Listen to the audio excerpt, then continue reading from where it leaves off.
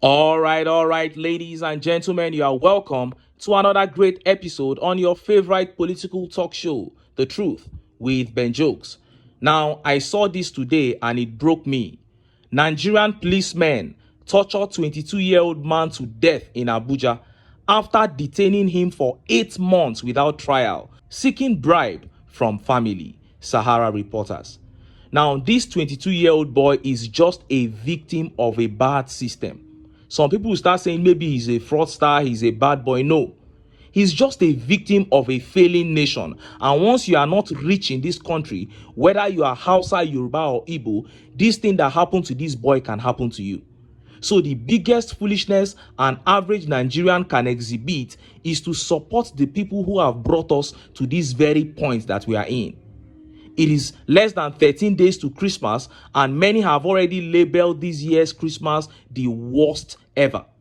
Southwest elder statesman Bode George has told Tinubu that he should at least bring down the price of petrol to 300 naira per litre this festive period. He said he is not very sure about other parts of the country, but in the Southwest where he lives, Nigerians are no longer living like human beings.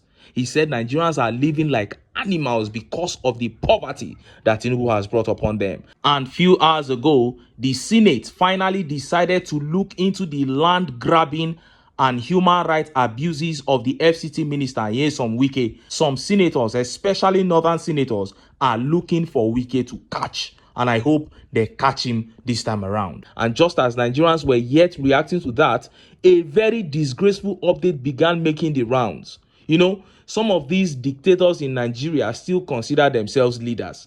They don't know that the world does not reckon with them anymore. After SHETTIMA's rants against the Nigerian-born UK leader of opposition, Kemi Badenoch, he was expecting an answer, but Kemi completely floored him with her moves. And the little of what is left of SHETTIMA's image has been dented by this clapback by Kemi Badenoch. What a denigration. Before I show you details of these top stories and how Nigerians reacted, let me quickly show you these updates. The first one here is a video, an interview of former Edo State Governor Adams Oshiomhole, and there are just too many takes from this interview. Make we watch them. I see that you are grooming your son, Dr. Cyril Oshiomhole. Grooming? He's not working under me. But he's now working for the government of Edo State. Oh, is that? Oh, you're not aware? He didn't work under me. You say I'm grooming. Maybe Governor Monday is grooming him. Oh, really? Not your influence? When I was in Edo, I stopped him when he wanted to go for House of Rep. I said no. I supported another guy. The second time he wanted to try again, I said no. This time, the governor decided to pick him.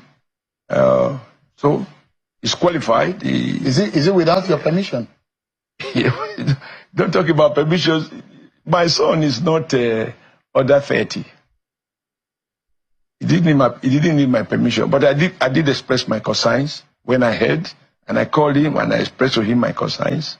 I expressed those concerns to the governor, but people might say this, people might say that, and those were the reasons why I stopped him from contesting the election when I was in office. But then I have to accept that, you know, in the world that we live in, you can only do so much to control your son, not when he's already of adult age. But the point must be made. I invested in my children's education. I didn't want them to go through what I went through, right? So Dr. Cyril is not only a medical doctor from ABU. He went to do postgraduate in 2 universities in the US, including Harvard, and another university in Louisiana. And he had done something about public health.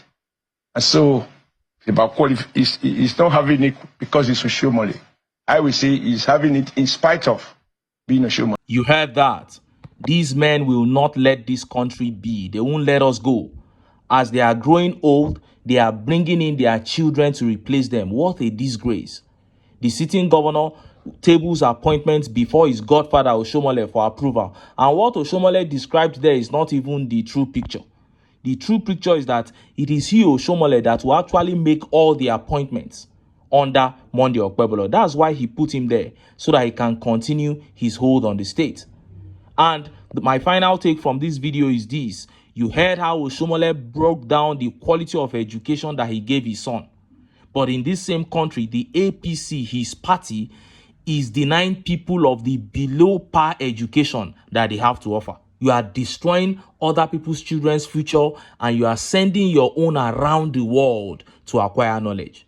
But in Oshiomhole's time as Labour leader, Labour had some decency, a little decency, not what it has become now. Look at this next video. One of the Labour leaders running his mouth on TV, praising the Port Harcourt refinery that is almost a phantom project, something that has been exposed, after failing to secure decent minimum wage, after allowing the government to repeatedly increase the price of fuel without doing anything for labor. This man is sitting there running his mouth about the Port Harcourt refinery. See the video.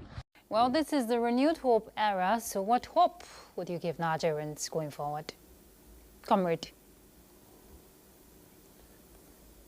Comrade. Yeah, you said? I said, what hope would you give Nigerians going forward?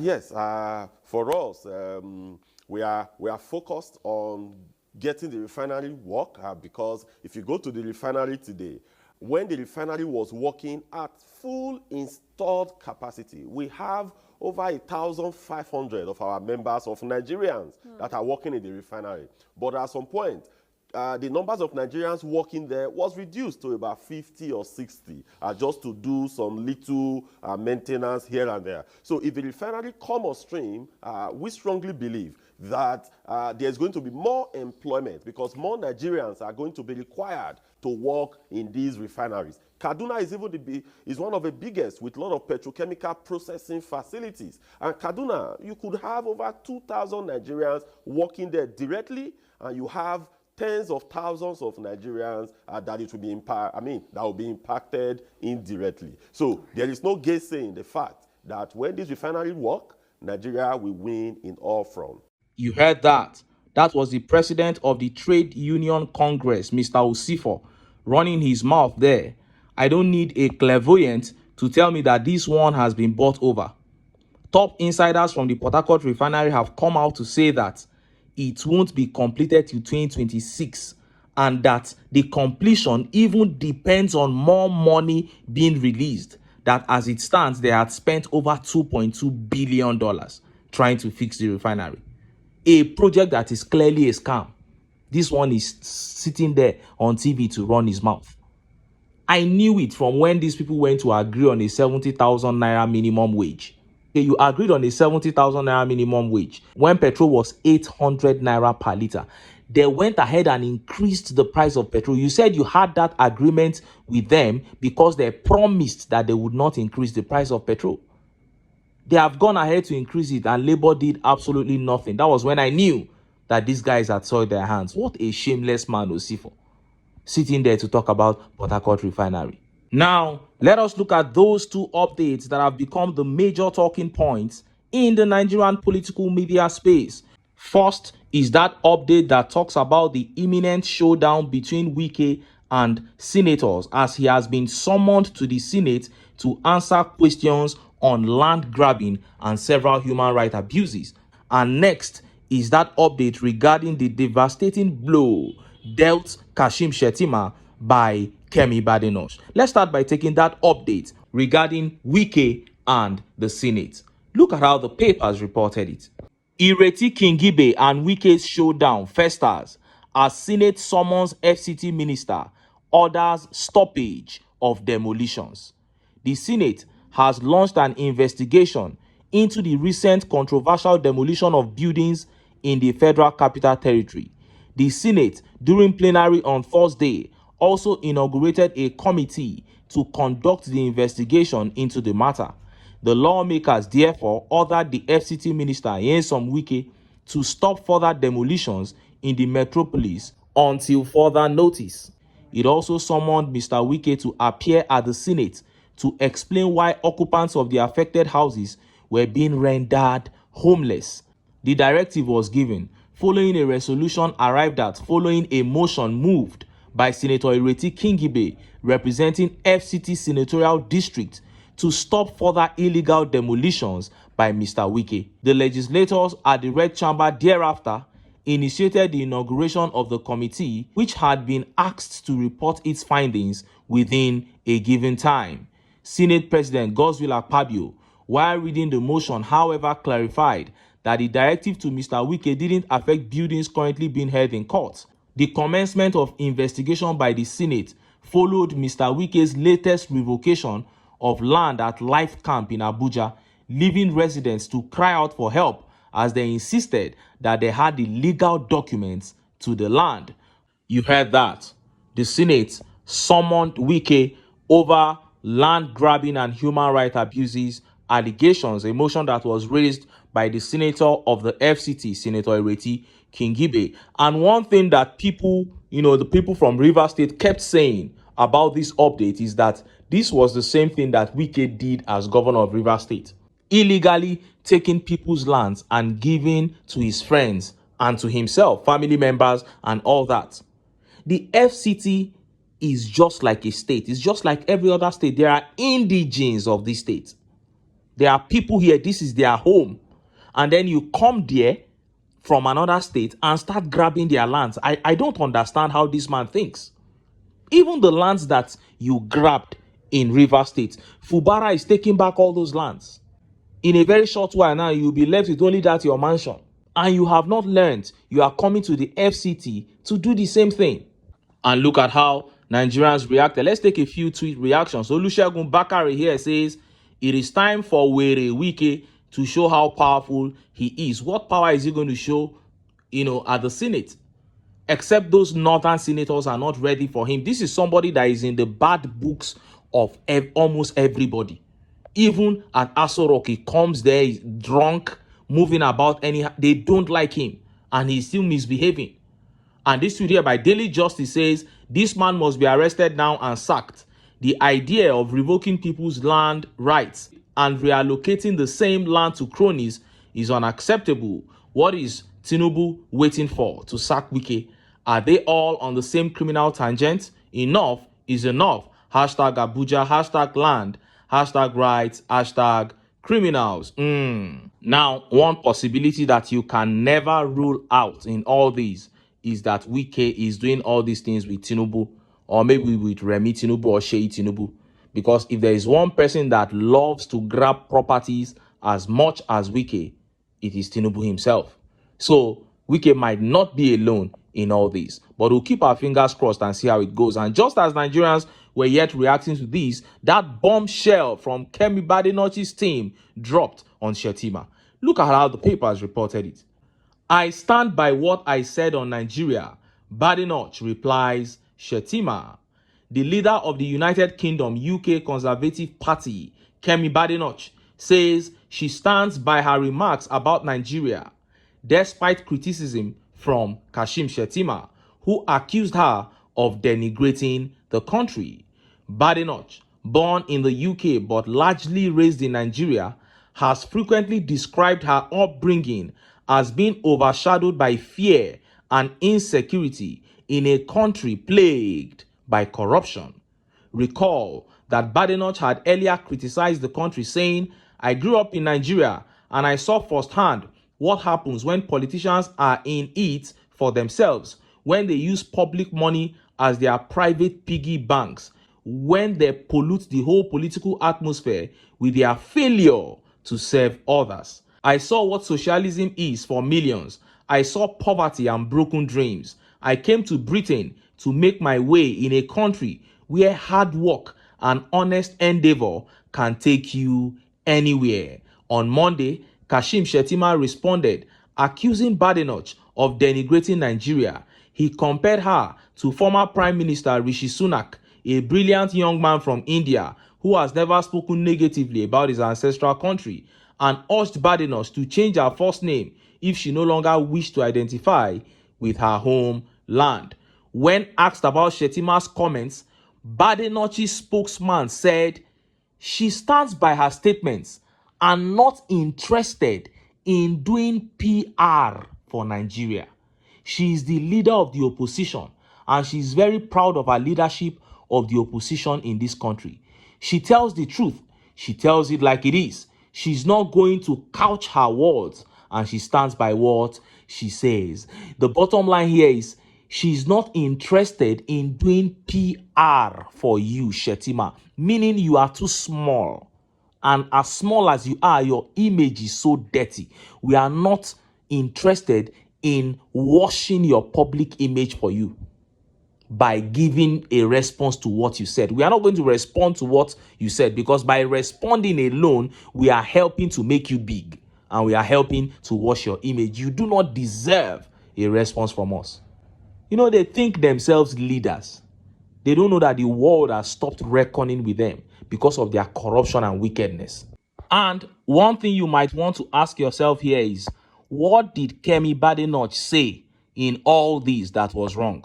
What did she say about Nigeria that was not correct? She only described the country she grew up in. You are saying that Rishi Sunak from India has never spoken about India. Okay, we don't know the experience he had in India. And then, of course, you can never compare India to what is going on in Nigeria. This country is the most corrupt country in the world. It is the poverty capital of the world. India has 1.3 billion people. Yet, the standard of living, per capita income, everything compared to the standard of the world is better than that of Nigeria. So, if somebody grew up in Nigeria and she's sharing her experience, how can you come out and say she's denigrating the country? She was only saying the truth as she experienced it. She said she grew up in a place where politicians use public office to serve themselves. What is wrong about that? Where the treasury is like a piggy bank for politicians. Is that not true? Where dreams and hopes die daily. Where is the lie there? What did Kemi say that was not correct? Or better still, what did Kemi say that is not still going on in this country now, that the Borno man himself has not even done worse than? Nigeria is currently the poverty capital of the world, and you, Shettima, you live in a 21 billion naira worth of mansion, yet you want people to speak well of Nigeria. And look at how Nigerians react. Let's take some of the tweet reactions. This tweet here says, Nigeria be looking for successful Nigerians in diaspora to do PR. Absolutely proud of Kemi's stance. Nigeria should use Tinubu for PR. That is it. Just ignore them. They want Kemi to start talking about them so that the back and forth can improve their public image. But the lady was smart. I stand by my stance and I don't have any response to give to you. And Olufemi Joshua here says, they want to be associated with good people so that people can think they are good. They are all pretenders, cannot conduct credible elections. They want to be associated with the people that conduct credible elections. That is it. You can't do anything good. You want to be counted among leaders. And this tweet here says, Nigeria is a den of criminals pretending to be politicians. That is what they are, clearly. From the human rights abuses to the padding of budgets that the whole world can see, and they are doing it shamelessly. These are just mere criminals. And this tweet here by K7 says, all these people wearing Baba Riga, they think they are lovers of Nigeria because they are feeding fat and milking the country dry. They definitely will see the country as the best people. Are they hungry? No. Have they been kidnapped? No. Are their children facing what we face? No. Leave them, Joe. That is it. Because you are not facing anything, you come and stand and be talking as if you love Nigeria. Let him lose election. Ordinary make you just lose election now. You go hear everything, go start to the talk. And Rugland here says, Nigeria leaders are shameless and fantastically corrupt. Kemi is right. You can't live in a 21 billion naira apartment and your populace can't afford clean water. In this country, portable drinking water is a problem. And you are living in a mansion of 21 billion naira. Yet you want to be considered as a serious leader? No, that's impossible. It's even only in a place like Nigeria where people are crazy, where people are irredeemably mad, that someone like you will be respected. And the disgrace goes on and on. From the very first month that Tinubu and Shettima got into Aso Rock, the disgrace started from Africa here. A journalist in South Africa said it on South African TV. He said this is the weakest that the ECOWAS has ever been, with Tinubu as the chairman of ECOWAS. Journalists from Mali, the one from Congo, all of them kept saying it. Everybody kept saying election thief, election thief, election thief. So the disgrace will keep going until the end of their tenure. It is not going to stop, because any foundation built on a faulty ground cannot hold a great house. And who is at the receiving end of all this? It is Nigerians. The common man will continue to suffer from the terrible policies, from the poorly thought out economic processes of this government. And that is why I keep saying that Nigerians, if we desire to still have a country in the near future, we must come together, cast our sentiments aside, and kick the APC out of power. But until then, make I still enter town. Make I go get some ogbonge political news wey una go like. Why? Because of una. Now I dey here, so don't go away. Don't go away.